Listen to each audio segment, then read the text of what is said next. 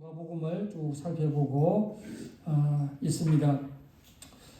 소위 말해서 변화산에서 예수님의 용모가 바뀌고 그리고 흰옷을 입고 또 자세히 보니까 구약을 대표하는 두 사람 모세와 엘리야와 함께 산상에서의 놀라운 환상을 본 그 장면에 대해서 이렇게 말을 하고 있습니다.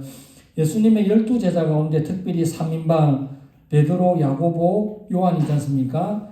야고보하고 요한이 형제간이고 베드로는 안드레와 형제간이죠. 그런데 한번 가만히 생각해 보세요. 12명 중에 특별히 3인방이 있었습니다. 베드로, 야고보, 요한, 이 형제간. 그런데 첫 번째 제자 예수님이 한 사람을 불렀잖아요. 처음 불렀던 제자가 안드레거든요. 안드레가 베드로를 전도를 했어요. 그런데 3인방에는 안드레가 안 들어갔어요. 인간적인 관점으로 볼 때는 섭섭할 수가 있어요. 맞잖아요. 그래도 내가 처음 예수님께 부름받았는데 저 사람들은 내 뒤에 왔는데 이럴 수가 있는데 안드레는 그렇지 않았다는 거. 한번 다 생각을 해봐야 되고, 왜냐하면 이렇게 통이 컸겠죠. 통이 컸고 그릇이 크고 또 예수님의 어떤 선택권을 인정을 하고 이제 그런 것들을 알 수가 있습니다. 베드로, 야고보, 요한이 특별히 이제 3명만 따로 데려간 적이 예수님이 몇 번이 있었습니다. 12명 중에 핵심 3명, 변화산에도 3명만 데리고 갔고 회당장 야이로의 딸을 살리실 때도 3명만 회당장 야이로의 딸을 살리러 방 안에 들어갔다. 그렇게 되어 있습니다. 겟세마네 동산에서 예수님께서 기도하실 때도 또 가까이 있는 제자들도 이렇게 있었습니다. 그래서 예수님께서 변화산에 올라가신 이 사건을 말씀하고 있는데 이 변화산에 일어난 이 사건이 마태복음, 마가복음, 누가복음 다 나오는데 이 누가복음에는 특별히 한 말씀을 언급을 하고 있습니다. 28절에 이 말씀을 하신 후 8일쯤 되어 예수께서 베드로와 야고보와 요한을 데리고 기도하시러 산에 올라가사, 이 기도하시러라는 말이 누가복음에만 있습니다. 마태복음, 마가복음에서는 그냥 3명을 데리고 산에 올라갔다 되어 있고 이 누가는 기도하러 올라갔다라고 그렇게 되어 있습니다. 그래서 이 누가는 3인방 제자와 함께 그냥 올라간 것이 아니라 기도하러 올라가는 가운데에 예수님께서 변화되신 모습과 모세와 엘리야가 등장하는 그 놀라운 천상의 만찬을 보았다라는 것을 알 수가 있습니다.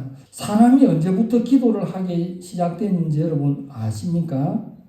창세기 4장 26절에 셋도 아들을 낳고 그의 이름을 에노스라 하였으며 그때의 사람들이 비로소 여호와 이름을 불렀더라. 여호와 이름을 이게 기도했다 이 말이에요. 하나님 이름 부르면 기도해. 근데 아담 하와가 자녀를 낳고 가인과 아벨을 낳고 가인이 아벨을 쳐 죽였잖아요. 아벨이 최초의 순교자가 됩니다. 그러고 나서 아담 하와가 또 아들을 낳았는데 그 아들이 셋이란 말이죠. 셋이 그 다음에 아들을 낳아서 이름을 에노스라 하였는데 그때의 사람들이 비로소 여호와 이름을 불렀다. 에노스 뜻이 뭐냐?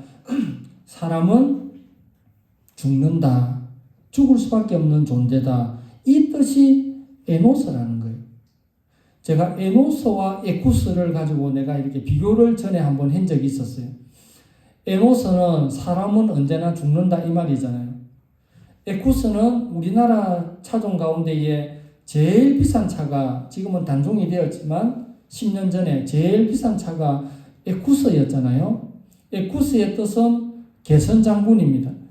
옛날 그 로마 시대 때 타국에 가서 이웃나라와 전쟁을 하고 나서 이기고 돌아올 때에 개선문으로 들어오면서 전쟁에서 이기고 거기에 공을 혁혁하게 세운 최고의 장군을 개선장군이라 그러잖아요. 그 이름이, 그 뜻이 에쿠스를, 라틴어 에쿠스를 이제 차에 이름을 붙였는데 아무리 에쿠스를 타도 그 에코스를 타는 그 차에 타고 있는 그 사람도 에노스라는 거예요. 그 사람도 죽는다는 거예요. 그래서 아담이 뭐 900 몇십 살, 뭐 800 몇십 살 한참 사는 것 같은데 셋 이후에 사람들이 계속 이제 죽어가니까 이제 사람이 죽구나, 우리도 죽구나라고 하면서 그때부터 이제 하나님을 찾아야 되겠구나 하면서 시작했던 게 기도라는 겁니다. 내가 약할 그때에 하나님이 필요로 하는 겁니다. 다 가지고 있는 사람들은 하나님이 없는 사람들이죠. 돈도 많고 건강하고 똑똑하고 뭐 다 갖추어지는 사람들, 하나님이 들어갈 자리가 없어요. 근데 몸도 조금 아프고 직장생활에 어려움도 있고 이런 하나님을 매달리게 하는 그 어려움이 있어야 오히려 그게 더 감사하게 하나님 앞에 더 다가가는 겁니다. 바울은 신유의 은사가 있는 사람입니다. 방언의 은사가 있고 통역의 은사도 있었던 사람입니다. 자기가 기도하면 다 나았어요.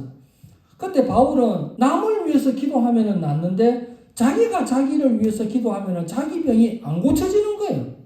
이상하지 않습니까? 남을 위해서 기도하면 낫는데 자기를 위해서 기도하면 병이 안 고쳐지는 거예요. 그래서 하나님한테 물어봅니다. 하나님, 내가 남을 위해서 기도하면 병이 낫는데 내를 위해서 기도하면 이 내 병이 안 떠나갑니까?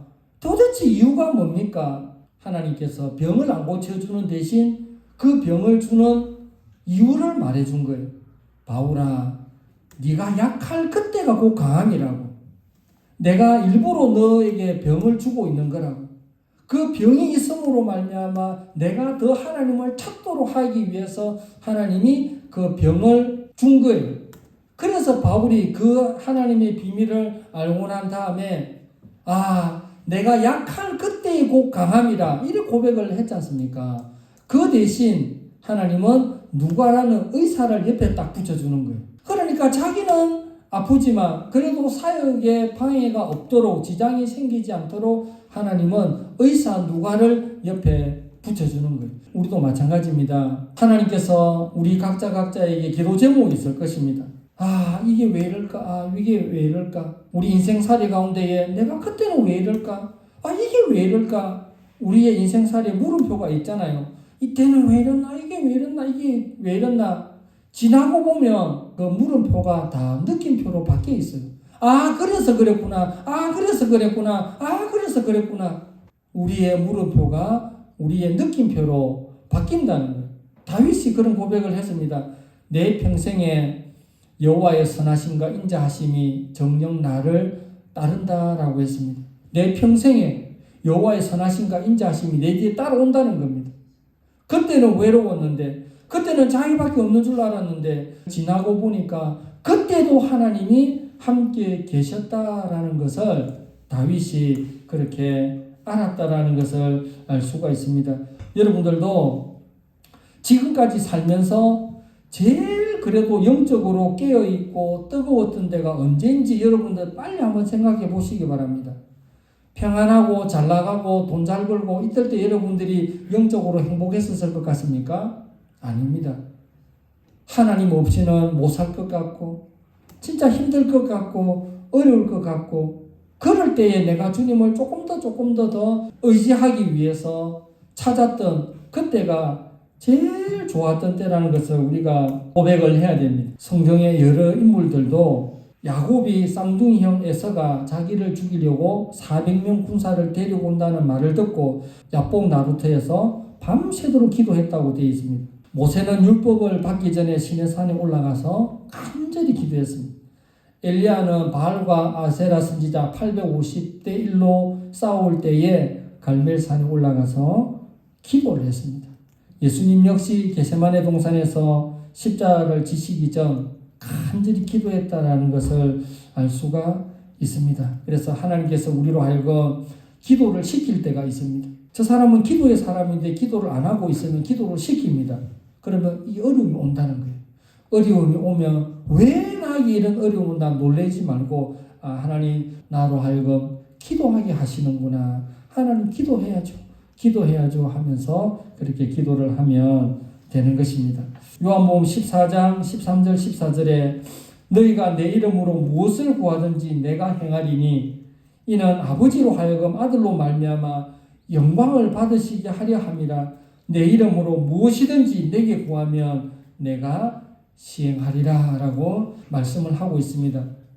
하나님은 우리보다 더 앞서 행하시고 우리 기도한 것보다 더 좋은 것을 예비해 두시고 아브라함을 시험할 때에 산양을 미리 예비해 두신 다음에 하나님이 피할 길을 하나님께서 시험을 주신다는 것, 곧 우리가 그 기도를 그것을 알고 하나님의 놀라운 섭리와 경륜을 그렇게 알아야 될 것입니다.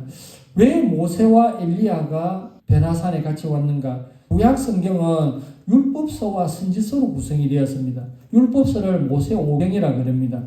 창세기, 출애굽기, 레위기, 민수기, 신명기, 임기를 모세가 지었다. 모세오경. 여호수아부터 말라기를 선지자가 지었다고 해서 선지서라 그럽니다. 구약은 크게 율법서의 대표는 모세가 지었으니까 모세오경.